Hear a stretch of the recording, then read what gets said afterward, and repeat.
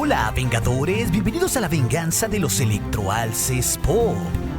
La venganza de los electroalces Pop. Con el estreno de Spider-Man Lejos de Casa y con la reciente campaña de Marvel para promocionar el próximo cómic del trepamuros a manos de J.J. Abrams, nos hicieron recordar la primera trilogía de películas de Spider-Man, y a pesar de que su última película no fue muy buena que digamos, por no decir que fue un desastre, por mucho tiempo se planeó la filmación de la cuarta cinta de la saga, y a pesar de que nunca llegó a los cines, este proyecto llegó mucho más lejos en planeación de lo que creíamos. Por eso en este video te traemos cómo iba a ser realmente Spider-Man 4. Y recuerda suscribirte al canal y darle click en la campanita para que no te pierdas nada de nuestro futuro contenido vengador. Después de una cuenta regresiva de 4 días que muchos fanáticos interpretaron de una manera muy diferente, Marvel Comics reveló lo que realmente estaba detrás de estas imágenes. Una miniserie de Spider-Man escrita por J.J. Abrams y su hijo. Pero esta promoción hizo despertar nuestra emoción por las primeras películas de Spider-Man dirigidas por Sam Raimi, la cual esta trilogía sin dudas es una de las pioneras que demostraron a Hollywood que hacer películas de cómics es algo sumamente rentable, ya que en el 2002 Spider-Man fue un éxito en taquilla, rompió varios récords y causó la avalancha de películas de superhéroes que no ha cesado desde hace más de 15 años. A pesar de la crítica de los fans, Spider-Man 3 ganó $890 millones en la taquilla mundial, un total muy fuerte para una película de superhéroes, sobre todo para la época en la que se estrenó, por lo que no era de extrañarse que hubiera rápidamente planeaciones para hacer Spider-Man 4. Pero como ya sabemos, Spider-Man 4 nunca llegó a nosotros y en cambio se optó por reiniciar la historia, ahora con el personaje protagonizado por Andrew Garfield y dirigida por Mark Webb, y todo esto en el asombroso Hombre Araña.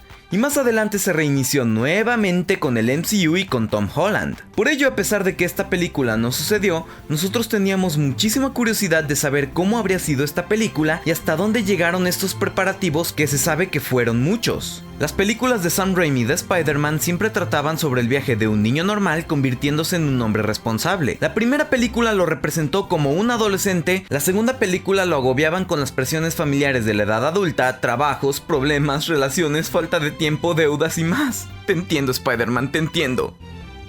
Pero todo para más adelante mostrarnos una tercera película que mostró finalmente cómo el personaje comenzaba a tener éxito y cómo su vida tenía un poco más de orden, pero que le era necesario aprender de humildad para cuando terminara esta película. Recordemos que Peter aquí aún estaba en la universidad, y tal parece que en Spider-Man 4 nos mostrarían al Peter Parker que en las 3 películas anteriores construyeron, un adulto establecido con una carrera, una familia, nuevas responsabilidades y que de algún modo tenía muchas más cosas que perder. Su viaje podría haber tomado un camino muy similar a la película de Logan. Peter Parker evolucionó a lo largo de sus películas y para Spider-Man 4 lo pudieron haber representado como un adulto responsable, pero a pesar de que sea mayor no significa que sus luchas hayan terminado. En realidad sus luchas serían aún mayores, un poco como el reflejo de Peter Parker de Spider-Man Un Nuevo Universo previa a su depresión y subir de peso, lo que habría significado que cualquier supervillano potencial podría amenazarle a un nivel personal y complicarle bastante las cosas del trepamuros. Recordemos un poco cómo fue en el 2017 que llegó a los cines Spider-Man 3, y en el 2008 comenzaba a hablarse ya de un Spider-Man 4. Sam Raimi comentaba en entrevistas que ya estaban planeando el proyecto, incluso se llegó a mencionar por la prensa que estaban trabajando en Spider-Man 4 y Spider-Man 5 al mismo tiempo. Se llegó a hablar hasta de un rodaje consecutivo para estas dos cintas. Pero en marzo de 2009, Raimi habló en una entrevista con MTV y rechazó la idea de la grabación de las dos películas al mismo tiempo. Dijo que,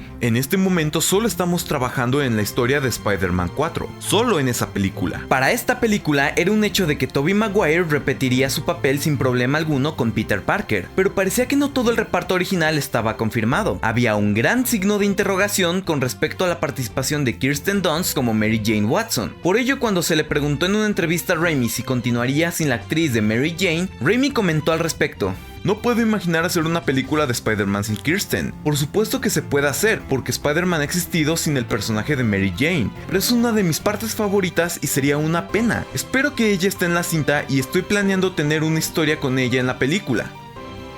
A pesar de esta declaración, también se estuvo planeando en una historia que no involucrara a la pelirroja para que la falta de la actriz no fuera una limitante. Se supone que Raimi planeaba rodar la película en marzo del 2010 para poder tener una fecha de estreno en el 6 de mayo del 2011. Al menos eso es lo que el estudio quería que sucediera. Pero las cosas se comenzaron a complicar. El guionista original de Spider-Man no regresó y Dunst no parecía algo seguro. La falta de Mary Jane en la película y que la continuidad de la historia les impedía traer de vuelta a actores como James Franco, comenzó a planear otras alternativas. ¿Pero qué villanos se tenían pensado que participarían en esta historia? A lo largo de las películas de Spider-Man de Sam Raimi nos dieron varios guiños de lo que podría haber sido señales para futuros villanos de la saga. Dentro de ellos notamos cómo nos presentaron al Dr. Kurt Connors de Dylan Baker. Eso sugería que el lagarto podría aparecer. En la gira promocional de Spider-Man 3, Baker expresó su interés en hacer esta transición a villano en la pantalla grande. El lagarto es probablemente uno de mis personajes favoritos, dijo Raimi en una entrevista en el 2007. Pero Spider-Man 4 probablemente tendrá que comenzar con el viaje central del personaje principal para poder llegar al villano adecuado, agregó. A pesar de todo el entusiasmo del reparto y el equipo, nunca se confirmó oficialmente que Spider-Man 4 se centraría en un villano como el lagarto. De hecho, se sugirieron muchos otros villanos. Raimi dijo que le encantaría ver a Electro, el buitre o tal vez a los 6 siniestros como un equipo en Spider-Man 4. Debido a que en este universo el Dr. Octopus y el Duende Verde estaban muertos, la versión cinematográfica de los 6 siniestros podría haberse construido con otros villanos de los cómics, como bien podría haber incluido al Hobgoblin, que es otro personaje diferente del Duende Verde en los cómics. Había muchas ideas sobre la mesa en este momento de la producción. Uno de los que más llamó la atención de estas opciones que circulaban fue el buitre. En diciembre del 2009 se informó que John Malkovich estaba siendo considerado para el papel de Adrian Toomes, también conocido como el buitre. También se reveló que Anne Hathaway estaba siendo considerada para el papel de Felicia Hardy, mejor conocida como la Gata Negra en los cómics. Esta villana y Spider-Man han compartido una relación romántica bastante caótica. Al parecer, Julia Stiles y Rachel McAdams también fueron consideradas para el papel.